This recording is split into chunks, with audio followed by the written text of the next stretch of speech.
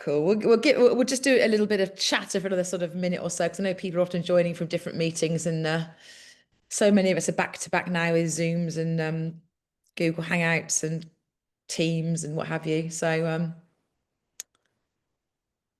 but very exciting. I had a lovely message today from someone I've worked with years ago saying they'd managed to pre-order the book, Lee. So that was very exciting. So we'll talk about that later on. That's great. I didn't even know it was available for pre-order. So that's a bit exciting. It sort of feels like it's almost out in the world, One which sale, one sale. We're good. We're good to go. it makes me laugh because Brilliant. my parents, it's always a bone of contention. I'm very lucky, very blessed. I've got wonderful parents who've been very supportive. They never bought my books. And I'm like, come on, you don't have to read Please them. take Just have them on your freebies. shelf. And they're like, oh yeah, I suppose we should get round to it. Never bought my Uh, books. So I can't even rely on my parents to buy my books. So I might guilt them into it this time. Say, come on. Definitely. If my kids wrote books, I'd be all over them. I'd be buying them people for Christmas presents and all sorts. They're gonna have like a Well, level. it's out December the 3rd, isn't it? We're out December the 3rd Yeah, published, Christmas so present. it's Yeah, perfect for Christmas. yeah. Perfect. Right. Didn't I realize think we you can had get. your date. That's exciting. Didn't realize you got your proper Mm. date. Yeah, yeah, Oh, yeah. it So will be Christmas then, won't it? I Perfect. did actually have a colleague of mine, kind of in a sort of slightly related area, and she bought the book recently, and she got in touch and said, well, actually, she's a friend of mine who sort of does some work that sort of a bit overlaps with the work that we do. She said, it's actually really good. And I was like, oh, thank you. So I'm surprised. She, oh, no, I didn't mean it that way. But she was quite surprised. That was the old EX by design one. So yeah, I think she was a bit like, oh, okay. Anyway, I digress. So Lee, should we get started? Let's get started. Yeah, absolutely. We I'm can go going to back come to to you.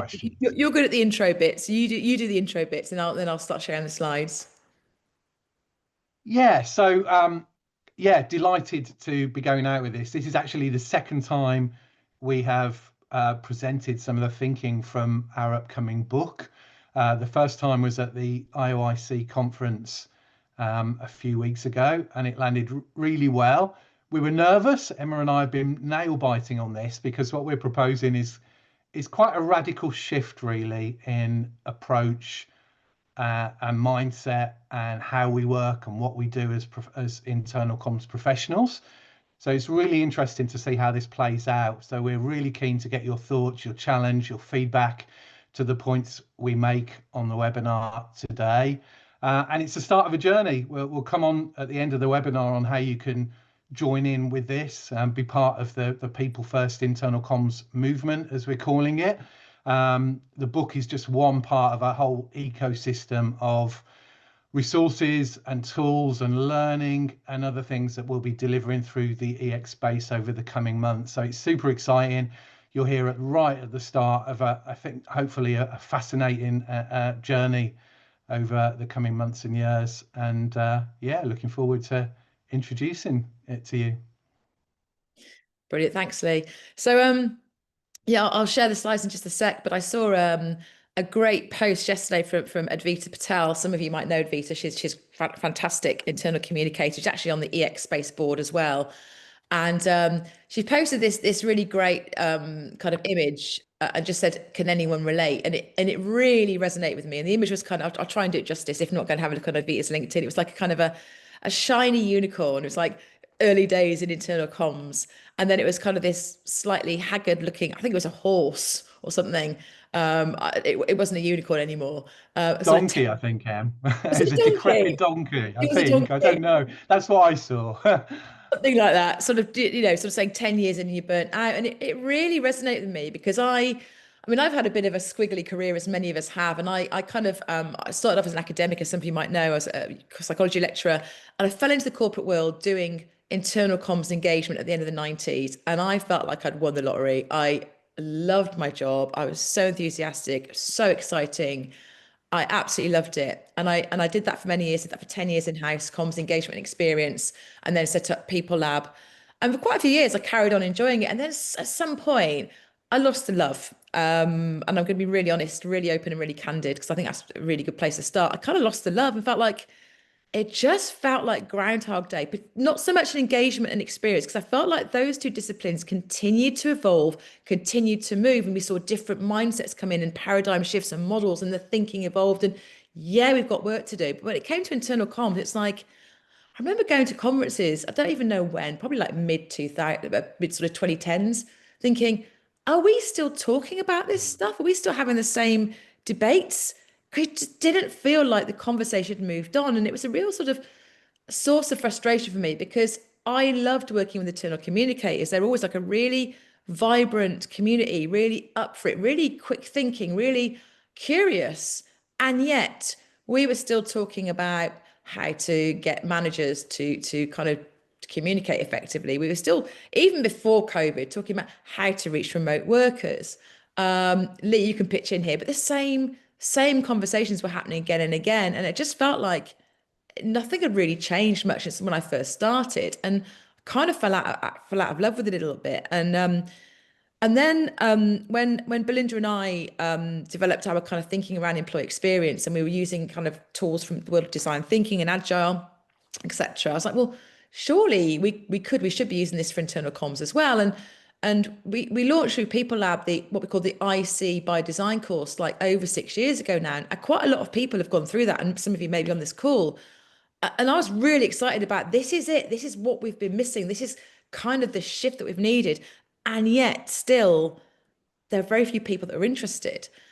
And Lee and I kind of obviously said at the X Space and started talking about this even more and put more kind of meat on the bones and developed our thinking even further, which is what the book's all about, over the last couple of years, and still working with a bunch of kind of a sprinkling of pioneers, I guess, but still there's a massive amount we could do that could really shift gears and internal comms that's been needed for many, many years. So that's kind of the starting point, I guess.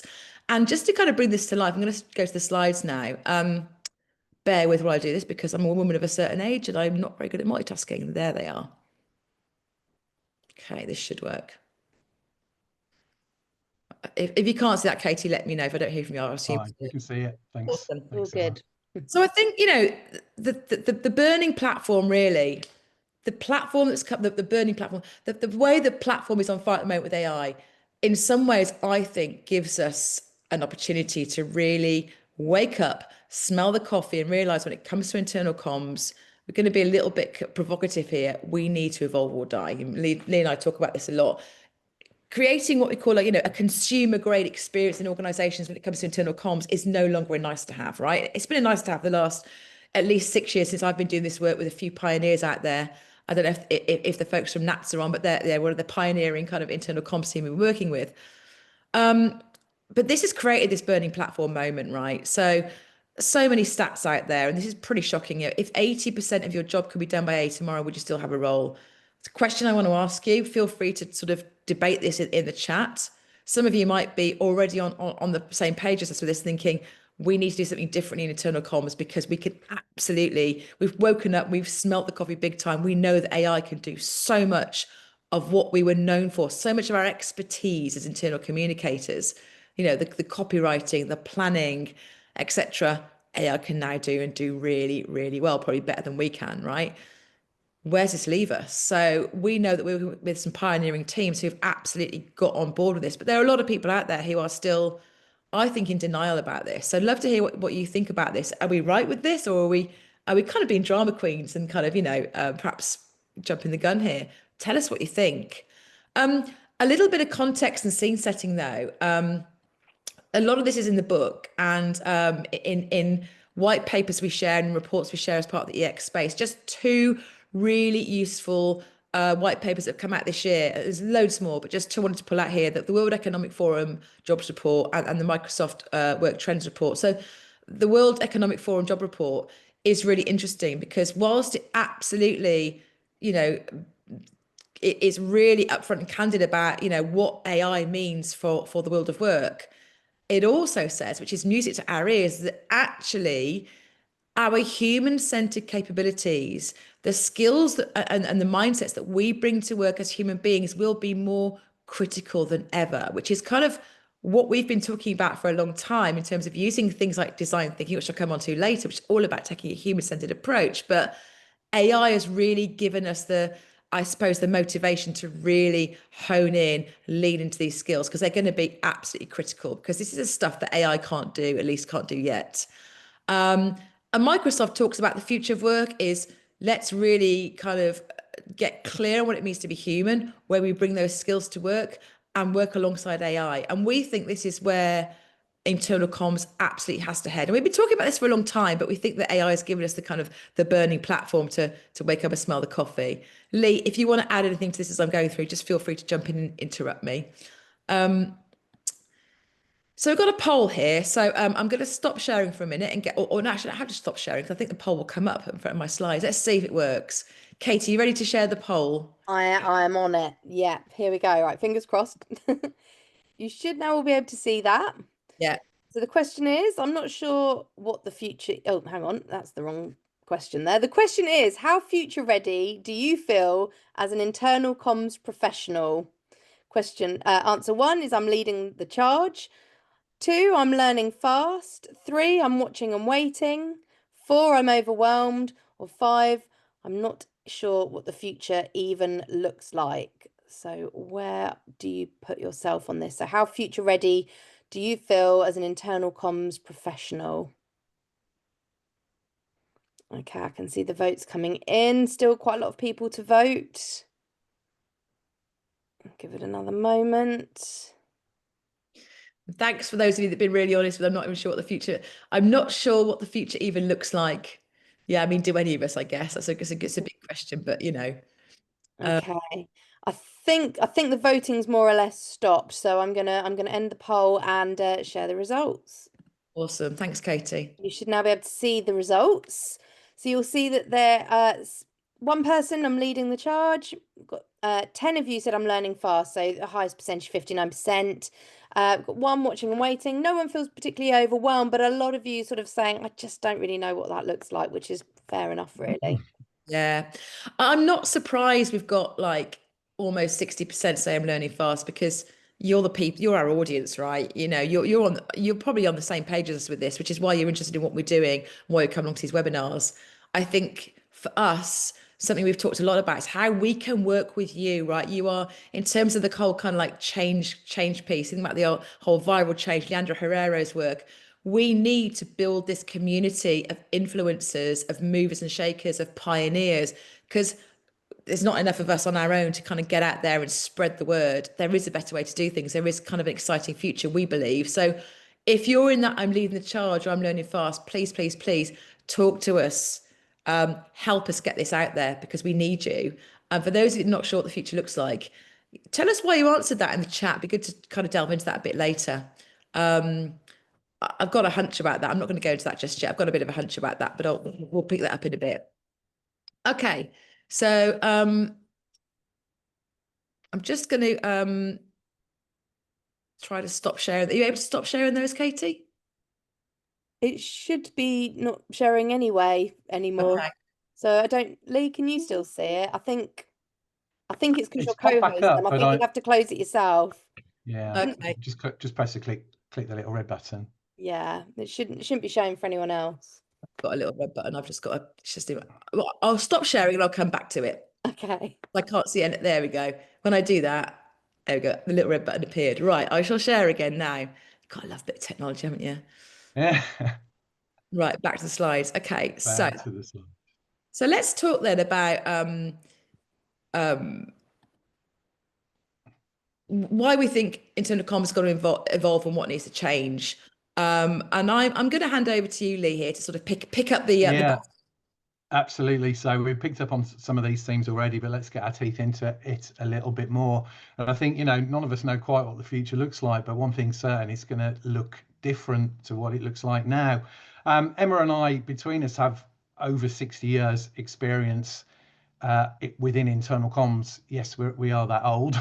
we absolutely love IC. This is our life's work, our passion. But we've both grown frustrated over the years, as we touched on earlier. Sometimes it feels like we're a profession that's very much stuck on repeat. Same old issues you can see on the big fruit machine here. You know, lack of influence, a recurring theme in survey after survey. 17 years ago, I launched a little survey in my agency back then called Gatehouse, called State of the Sector, and it's grown to become the biggest annual review of the internal comms space through the eyes of practitioners. So 17 years of studies. And whenever I pick that up and read it, you're seeing the same old themes come through again and again. Lack of influence, disengaged employees. We know that engagement globally has flatlined. Poor leadership communication, line managers not doing their bit, restrictive budgets, hit and miss measurement. The list goes on and on. It feels very much like Groundhog Day. And just a few statistics. We know that internal comms in many ways isn't working, so taking the IC index that came out very recently from Ipsos and the Institute of Internal Comms, only 13% of UK employees rate their internal comms as a perfect 10 out of 10. The overwhelming majority feel that the function isn't delivering excellence. Just a third, 30% of employees describe communication as a two-way conversation. Just over half say that tough changes are communicated with care. Only 28% say that communication feels meaningful. The list goes on, and these aren't unusual stats. We're seeing and hearing this all the time. So same shit, different day is the message that we're seeing in survey after survey of our profession.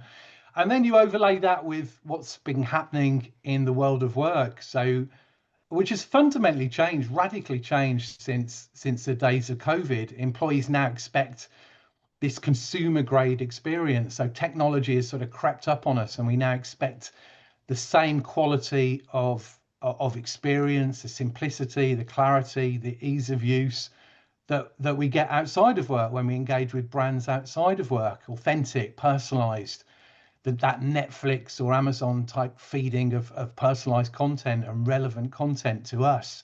That's what we mean by a consumer grade experience. And of course, we've got unprecedented change, global, economic, social, environmental, political complexity and chaos are now the norm, and we're under massive pressure to kind of adapt. So you've got this sort of perfect storm that's creating the circumstances, which mean we need to really pivot what we're about as professionals. COVID was 5 years ago. It feels like a distant memory, but it's had a lasting impact on the way we operate within work. And we are rapidly approaching what we might call our sort of blockbuster moment. So you'll all be familiar, if you're over the age of 20, you'll be familiar with the story of Blockbuster, going great guns, fast growth company, first renting out video cassettes, then DVDs, and then along came this quietly came this thing called streaming in the background. And Blockbuster as a business was well aware of this shift in technology. They saw it coming. This isn't an organization that died overnight, but it slowly lost its value and its purpose. And just as streaming killed off that DVD market and killed off Blockbuster, in the same way, we risk becoming irrelevant if we don't wake up, as Emma said, and smell the coffee and realize that AI is beginning to erode and move into the territory that we once occupied or can still occupy as a profession. So we need to evolve or die. We need to evolve or risk. We're facing an extinction level event here, and we need to shift our source of value as internal communicators. So in the book, People First Internal Communication, we map out the sort of journey of internal comms through, if you like, 3 ages. We talk about the process-led age of IC, the expert-led age of IC, and the new world that we're talking about, which is the people-led age of IC. And internal comms started nearly 150 years ago, and it was built out of a belief, a deep-rooted belief that people matter, and it was pioneered by a bunch of visionary leaders. Some of them coming out of Birmingham. Ozzy Osbourne's not only the greatest thing that came out of Birmingham. There was also a little company called Cadbury, which was a really pioneering, human-centered organisation, and one of its contemporaries, Roundtree. And This is where internal comms as a profession very much had its roots. These companies were building not just companies, not just corporations, but communities. And Cadbury, and well, in fact, both of these in bricks and mortar were actually building communities. But somewhere along the way, we lost our sense of direction as organizations grew, as the world sped up. We had world wars, we had turbulence, we had propaganda, we had technology on the rise, TV coming in, and so on. And I see suddenly became less about people and much more about process. And this was the shift from this was what we call process led. If you look at the iceberg there, it's an obsession with the kind of surface level stuff, the messaging, the visibility, the visible aspects of communication, the content, the channels. It's about transactional communication. It's about broadcast messages.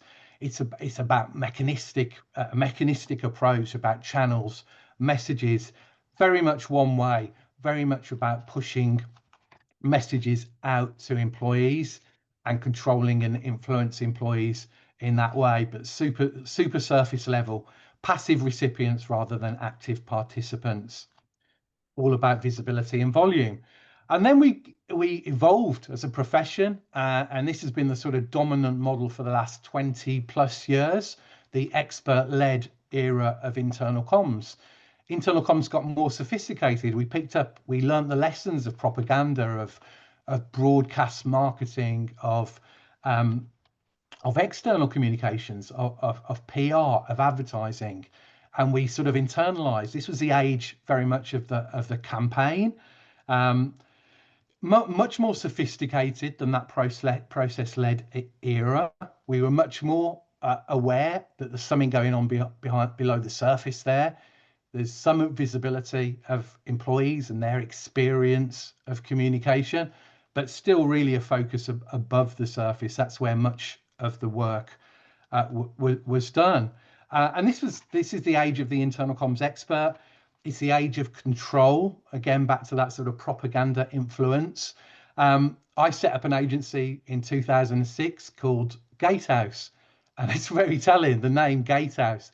Gatehouse is where the gatekeeper lives. So this was the gatekeeper era of internal comms. It's about us calling the shots, control, expertise, doing communication to people. And that's where we've been kind of stuck for the last couple of decades. And as we saw from some of those statistics and many, many more, it just isn't working.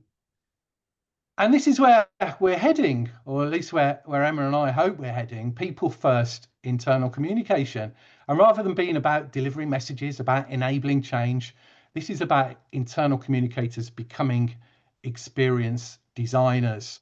The bit above the surface, the messages, the content, the channels, the campaign management is increasingly done by AI.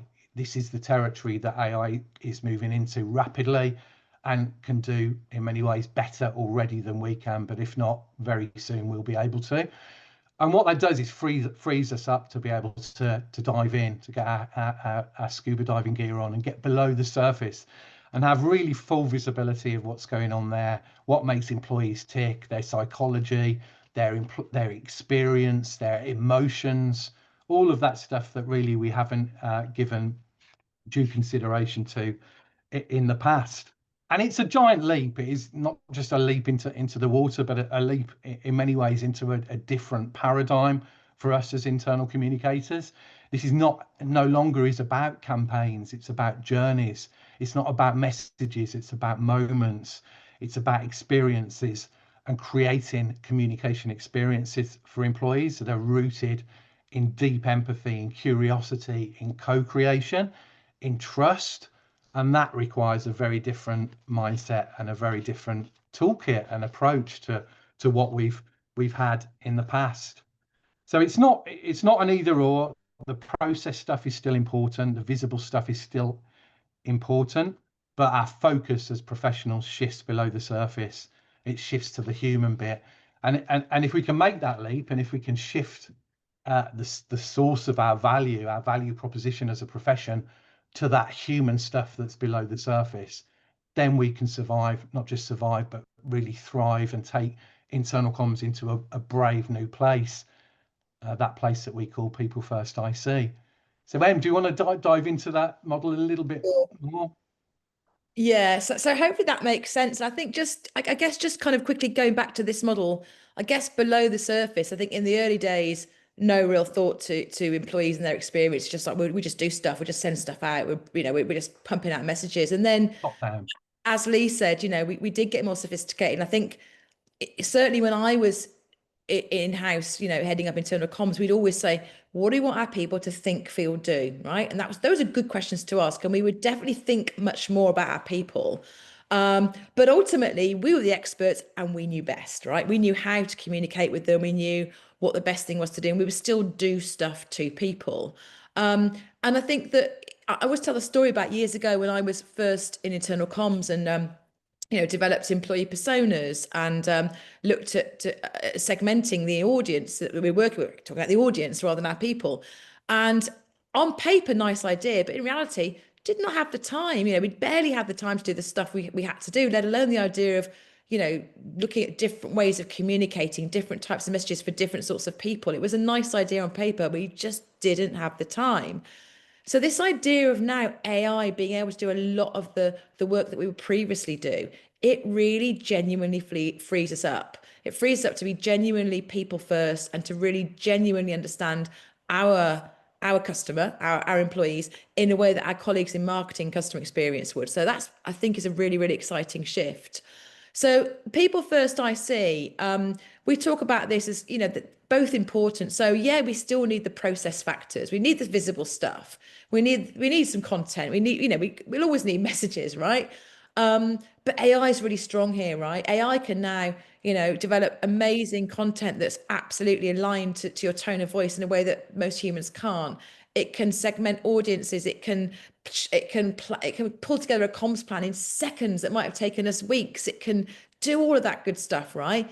So that, going back to that WEF stat I shared earlier, where the value is, if we want to future proof ourselves, right, we can really lean into what makes us human. We can finally have the time to get beneath the surface to what we call the human factors. This is where the transformational stuff happens, right? So this is where we look at how do we genuinely create a consumer grade comms experience? How do we really understand our people? How do we put them at the center of all of this? And we'll talk about how we do that shortly. But this is what we're talking about. This is the model for People First IC.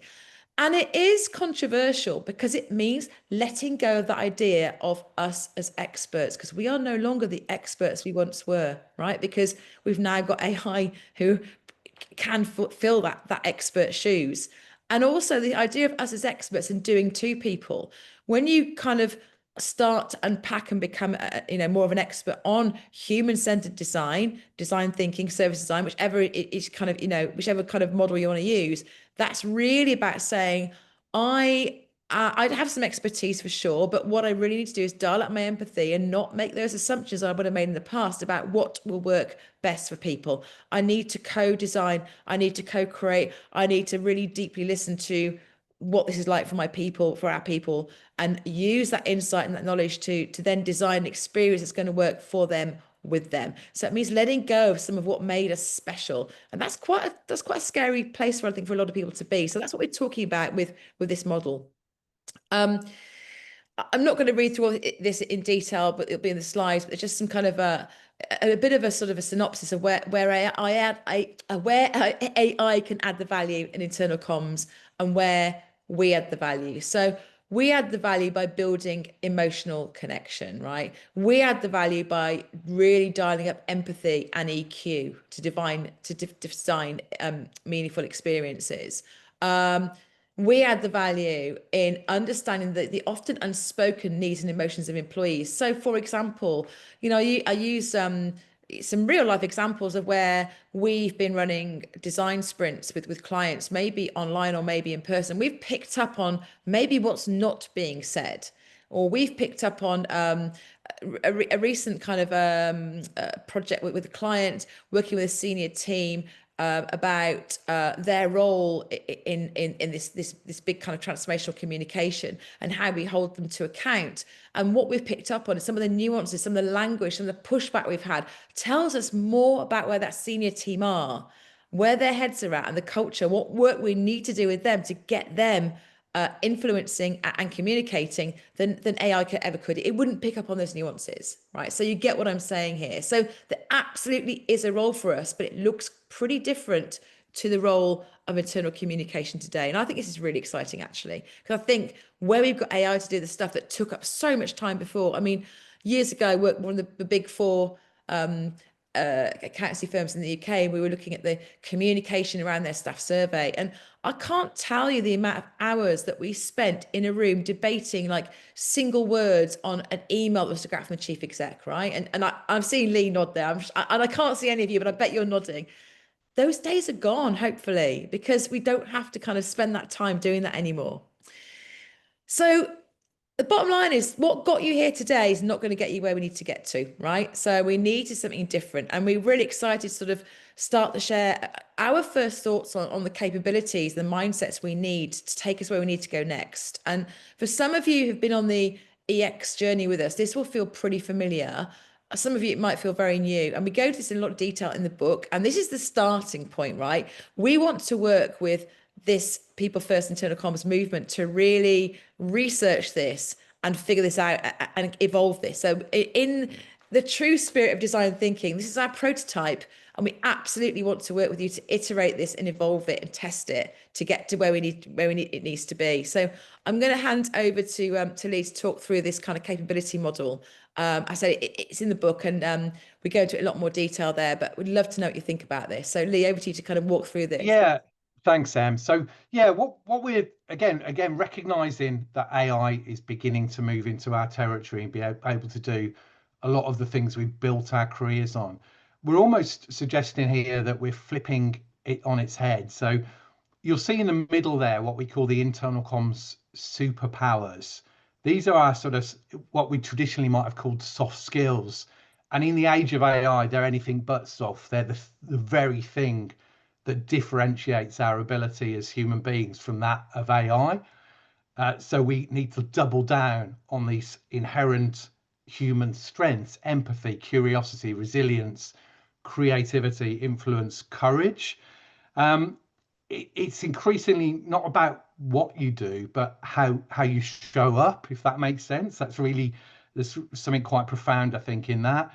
And these are sort of enduring and energizing human qualities that we all have, but a bit like muscles, they can be trained, they can be honed, they can be developed and shaped. So these are all able to be developed and improved upon, but they're inherent human strengths. Importantly, they can't be automated. Back to AI. AI cannot do these things well at the moment, and possibly will never be able to do these things really well. They're deeply rooted in human psychology. They're innate but not fixed, but they can be nurtured. And then these, and we'll go through these in a little bit more detail in a moment. But then we separate those human strengths as superpowers. They're the really key thing moving forward. From on the left-hand side there, what we call the strategic skills. So these are learned skills. Emma's mentioned human-centered design, really big one. How do we start to co-create with employees rather than doing communication to employees? And there's a whole kit bag and set of learning and techniques and tools that support that we have within the EX space. Behavioral science, understanding what makes people tick. Systems thinking, understanding how the organism of an organization works and the influences between one element and another. Facilitation and coaching, stakeholder engagement, AI, and importantly, and this is a huge one that doesn't appear currently, I don't think, in any of the competency frameworks that are out there, but is absolutely vital now, is AI augmented practice. How do we as professionals genuinely partner with AI, not compete with them, but partner with them to turbocharge all of the stuff we do and to do it even better? So those are strategic skills. And then on the other hand, on the right here, key capabilities, creating, and this is the traditional stuff, right? This is what's got us here today, to refer back to that previous slide. It's creating and curating content, strategy and planning, delivering programs, campaigns, channel and community management, and measurement and reporting, with a recognition that those things are going to be done increasingly by AI. So they become less important to our future careers as internal communicators. So as Emma said, what's got us here won't get us there. Next slide, Em. Let's just dive into some of those briefly. I think it's important to say as well, this isn't something we've just kind of come up with on the back of a fag packet. We've looked at all the different frameworks out there. So I think the one that we felt was the most relevant for today was the IOIC model. We've also looked at other models as well. And we've really looked at various reports, like I mentioned the Microsoft report, the WF report, other reports that sort of talk about what skills and capabilities are going to be required for the future of work. And it's all aligned really beautifully, actually, in terms of where we thought we were going and based on the research that we've seen so far. So it's quite useful to sort of point that out. Yeah.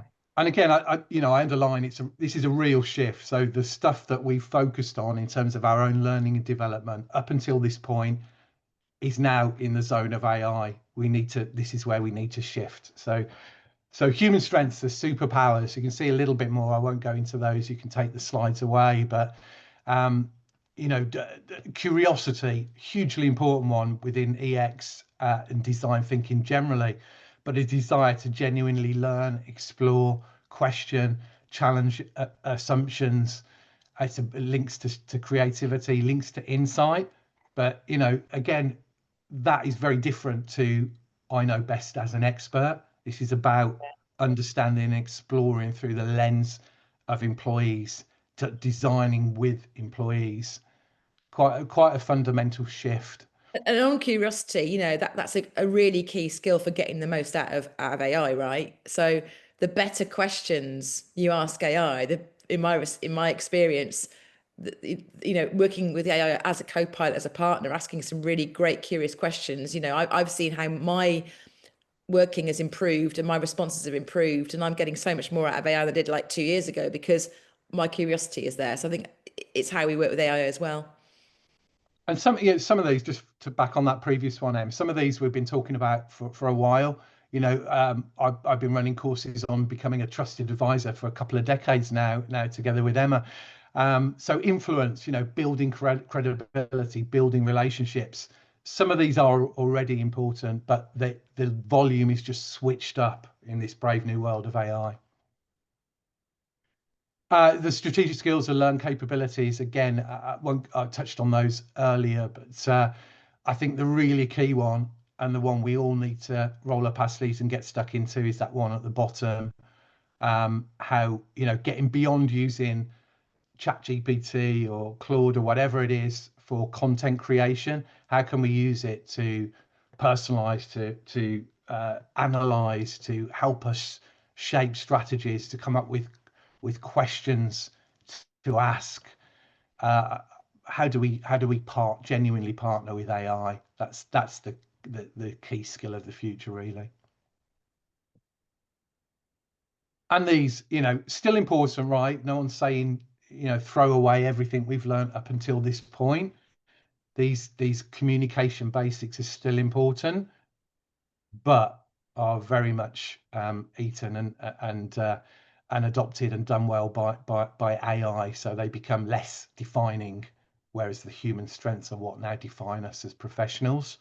So as Emma said, this is very much a prototype. It makes sense to us. Hopefully it makes sense to you too. So as I said, we're not able to have a kind of it's sort of usual interactive style webinars that we like because of some technical issues. But just a few questions for you, really.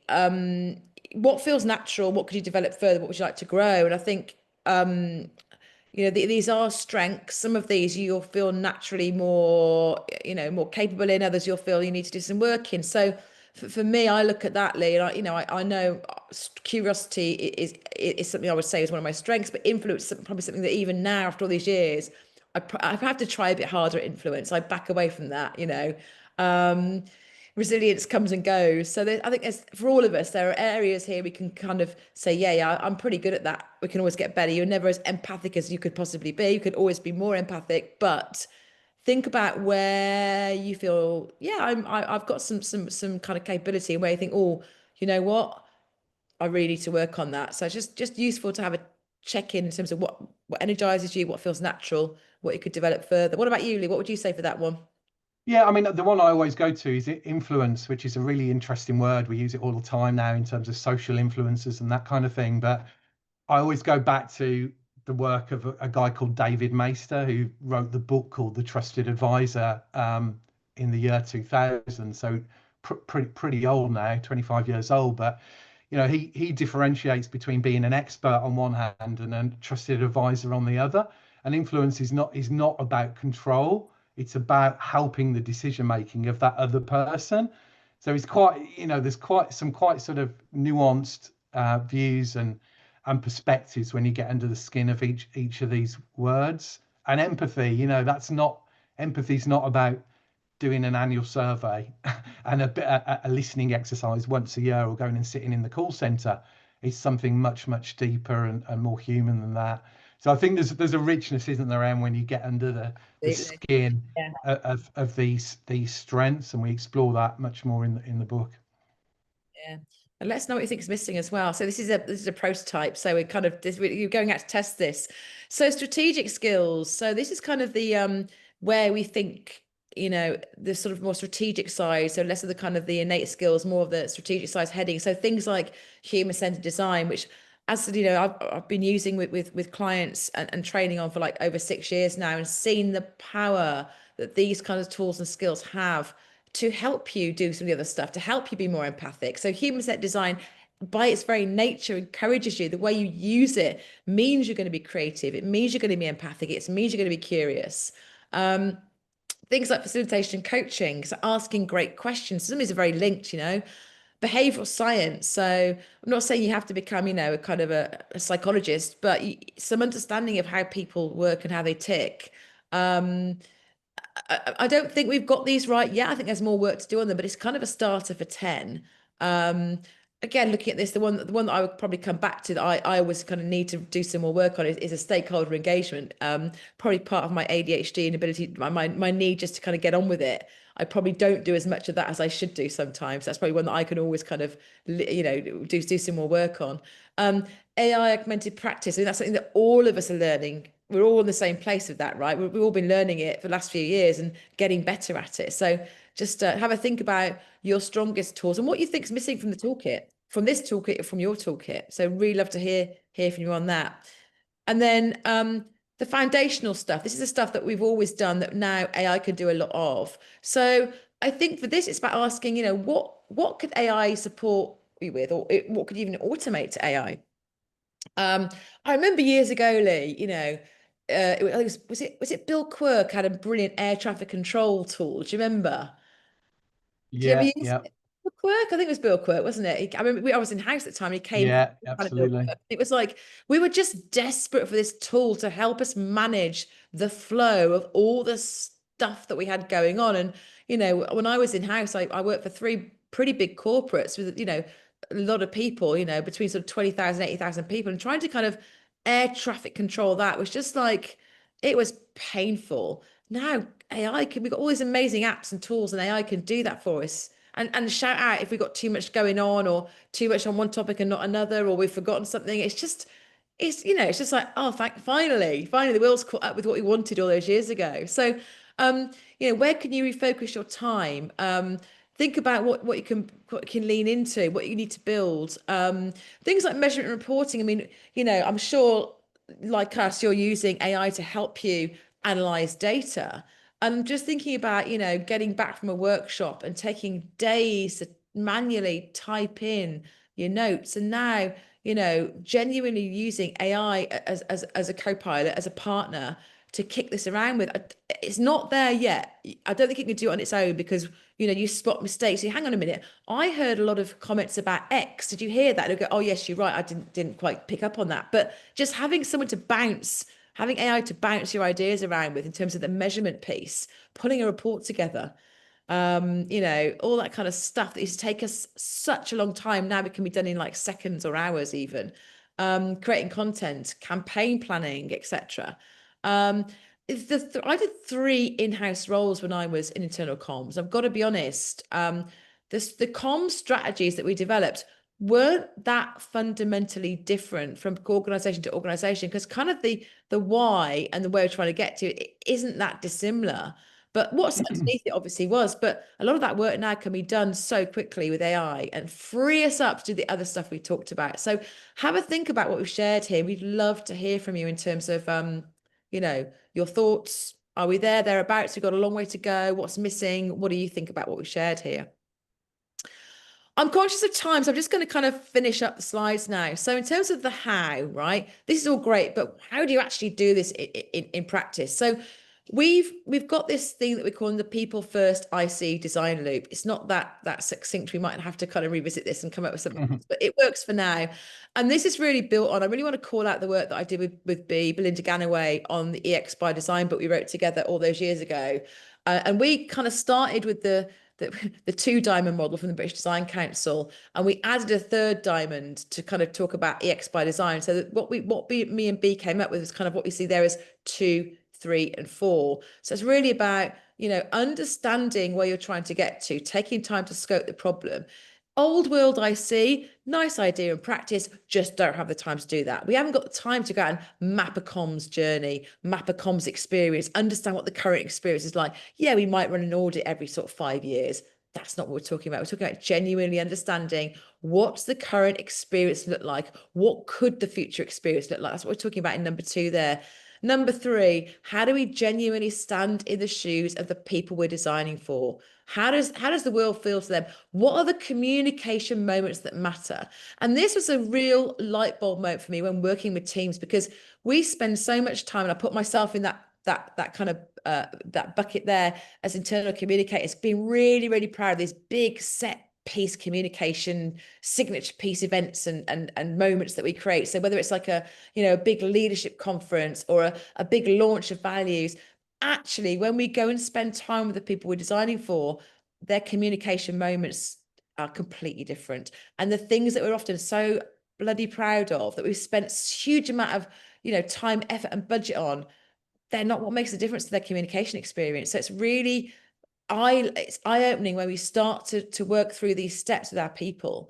Solution. So, you know, prototyping, it's ideating, prototyping and testing. I've seen so few comms teams go out and actually prototype their ideas, right? They just kind of go, yeah, we think we know what to do. Let's take a big values campaign. You know, we get really excited. We might bring in an agency. We come up with an ivory tower. We come up with some really, really cool ideas, and we press the button and we roll it out. Just something as simple, even just one thing that you do off the back of this might be, we're going to start typing our ideas, see if they actually will deliver what we think they need to deliver. So those 3 steps in the middle, really kind of using kind of service design, a bit of agile, so a lot of design thinking, some positive psychology. You've got a whole load of kind of tools that can help walk you through that. And what we've done is we've added in kind of steps 1 and 5. So really steps 1 are from kind of working through this model and thinking we kind of need a step before we get into that step 2, which is, what is it we're trying to do here? What's the groundwork? Who are our stakeholders? Who do we need to get on board? So that kind of like more classic kind of preparation, feel more familiar this step. So who are the people we need in the room, right? Who do you speak to? And then that delivery bit. So we've gone out, we've prototyped, we've tested, we've got some ideas that seem to land really well, we've iterated, we've got something we're really confident in. How do we go from ideas to action? So how do we bring those solutions to life? How do we activate? So we've kind of added those 2 steps in. We've got a load of tools to help you to do that. So this kind of it in practice. The book goes into this in loads more detail, and we're going to be launching some People First IC accredited courses in line with the book this autumn to hold your hand through all of this as well, but very much built on the work that me and B did with EX by Design all those years ago. Some of the tools I've talked about here, so some of them will be familiar. So using things like empathy maps, ideation tools, moments that matter, service design blueprints, mapping journeys. I very rarely see comms teams using these tools. Where we work with comms teams, they use these tools, like with like I say, our lovely colleagues at National Air Traffic Control have been through this journey with us. It's a game changer. We've got some really great testimonials from them in terms of the differences this has made to the way they approach communication and the results they get. So these are some of the tools that I'm talking about. So I'm going to hand back over to Lee to finish off, and hopefully we've got time for a few questions before we finish. Thanks, Em. Yeah, I mean, I think, our starting point when we sat down and wrote the book is definitely not a sort of doom and gloom scenario. It's very much a work of optimism, and that remains. And we genuinely believe, and I hope we've sort of set up through this session the reasons for that this is our moment as a profession. It's absolutely is a pivot point. We need to change, but there's a moment of a window of opportunity here, driven in part by AI, but by changes in the world, in society, in the workplace. But there's a moment where we can truly transform our profession, where we have to transform our profession, or we risk becoming obsolete. So what we presented really is a way and a new operating model. Really, the book is essentially that. It's a new operating model for internal comms, with a whole load of tools very clearly thought through, that guide you through the whole process, but to shift from doing communication to people to doing it with them. And we're throwing down the gauntlet. Let's, as Emma said at the beginning, we want pioneers along with us on this journey. There's lots of folk already out there thinking and operating in this way, but an awful lot more that aren't. Join the movement, get stuck in. The book comes out, as I mentioned at the start, 3rd of December, so perfect for your Christmas list this year. You can pre-order a copy now if you don't trust Santa to buy you a copy. And if you've got your phone handy, scan this. It gives you free membership of the EX space. As Emma said, we've got an absolute wealth of resources coming down the line to support People First Internal Comms, accredited courses, 4 levels of courses that will launch in the coming months to equip you for this new era of internal comms. We'll have toolkits, we'll have thought pieces, you name it, a whole ecosystem, as well as a very vibrant community. We're already about 500 strong on there, but looking to grow that considerably over the coming months. So join the movement, get stuck in. As Emma said, a lot of this thinking is in the spirit of experience design. We're putting it out there. We're not the experts. This is something to collaborate on and shape together. So challenge it, contribute towards it, shape it, get stuck in. So hopefully you've got a few questions, but I haven't got a lot of time. We've got 6 minutes. Hopefully get through a few questions if you've got questions or just reactions, really. So Katie, over to you. Anything coming through that you think would be useful for us to have a look at? I was going to say, there's quite a few good sort of very specific questions in here, which we probably haven't got time to cover. So I was going to say, I don't know how I'm going to really put you both on the spot now. I don't know how you'd feel about doing a little short mini video recording, which we could share afterwards through the EX Space for EX Space members. Great idea. Try and answer all the questions we don't get to now. Really, I'll just pick out some of the reflections, really. And like I say, if you're not already an EX Space Essentials member, if you join up, we'll post a little mini video answering all the questions that we don't get to. But yeah, lots of reflections. A lot of people say this is really great, this is really exciting. Where are we? We've got how much of this relies on a wider shift in leadership management thinking, really valuing their people differently, and not just a shift in how I see teams and practitioners think and value. I know that's a conversation we've spoken about a lot, so I don't know if you want to kind of end on that little one, and we'll come back to the others. Not a nice, easy question. That's a big one, isn't it? And I think It is a big one. This is where AI is fascinating at the moment. AI investment is in many ways is being driven by efficiency. It's about taking heads out, reducing headcount, streamlining operations, doing more through the bots than people. But it has to be also about empathy and experience and creating a better world of work. So I think that we're in interesting territories. There's going to be a battle and a mindset shift that happens at a leadership level there as well. But if you This believe in it, go on, Emily. So this is where it comes back to the strategic capabilities, because internal comms has always had to speak the language of the business, right? And the more you can talk about the outcomes you're going to generate through this. I mean, if you work with a bunch of leaders that don't care about empathy or people, then there's two ways they can go. They either go, brilliant, I can just get AI to do all my comms for me, see you later. But if you can demonstrate the value, actually keep me around, because if I work with AI on this, I can reduce your attrition by X. I can improve Yeah. onboarding by, so we've got an onboarding issue, people are leaving within 6 months, right? I can get involved with that. I can help you with that. I can help you to attract the best people. I can improve productivity or performance. You've got a big transformation. We know most change fails because well, comms is a big part of the why change often fails. I can help you to do that, because I can really dial up my skills now and do this in a much more transformational way. Previously, it was really transactional, it's just like, updates. You've all worked on those transformation programs. It's just about, pumping out updates and telling people the operational side. Suddenly, we can do real, genuine transformation because I've got the bandwidth. I can work with AI. So part of it is really thinking about the outcomes your leaders are after, speaking that language and demonstrating to them why you add the extra value. And just a quick one on that. We work with a team at I'm going to call them out, KPMG, on their onboarding program, of which comms was a vital part. And we used a human-centered design approach. We design sprinted it.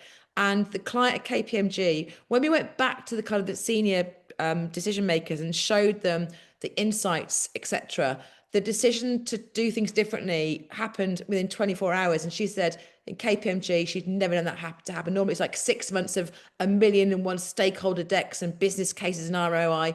But what this approach does, it fast tracks, it connects the kind of real senior teams and leaders to what's really happening in their organization. That's gold dust for most of them, because they just don't know what's going on half the time. If you can really play back the genuine voice through the tools we're talking about, in my experience, that really kind of raises your profile and value. So we've finally got time to do that. So I think that hopefully that helps. I think the other macro thing is that is the pace and magnitude of change and transformation that we're about to see. All the predictions are we're going to see more change in the next 3 to 5 years than we've seen in the last 50. This is the third industrial revolution. It is absolutely huge. It's going to change organizations' shape, how they work, every aspect of it. So as internal communicators, we needed now more than ever. But our role just shifts, and we've got this new world where it's not just teams of people, it's teams of people enabled by bots, by AI agents, hybrid teams of tech and people. It's a game changer. So again, the opportunity for us as a profession is huge, but we've got to move beyond campaigns, channels, messages, content to experiences. It's that mindset shift that's so key. I'm conscious of time and you're busy people. So I just want to say a massive thank you for all the comments. And I did see someone said they already pre-ordered it. So thank you. That just means the world. All the blood, sweat, and tears. There's two we've sold, Lee. So thank you. Yeah. I'll And you pop the champagne. can stay involved. Join the movement, because we will be kind of bouncing ideas around with you. You'll be part of helping us to shape this. This is not kind of like the Emma and Lee or Emma and Lee and Katie show. This is kind of a bunch of us really getting out there and doing things differently and shouting about this in the rooftops and talking about our successes and our failures and what we've learned and what's working, what's not working, because I think this is the way that we all take this to the next level and ensure that we don't become extinct. So please join the movement and get involved. We will be coming to you with questions and opportunities to help us shape what comes next. So just want to say a massive thank you, and you'll get the recording and the slides, and we will also do a recording of the questions as well for you to make sure we get through all those. Lee, any final comments before we sort of sign No, I off? think that's great. I mean, if any of you are interested in us coming in, talking to your teams about this, stimulating a conversation Yeah, within awesome. your organisations, we're definitely up for that. We'll be out and about a lot more over the coming months now that the book has been put to bed. So yeah, definitely up for that if this is a theme you'd like to explore further. But Brilliant. So thanks for as Emma joining. said, thank you. Great session, and thanks for joining us. Cheers. Enjoy the rest of your day. Cheers.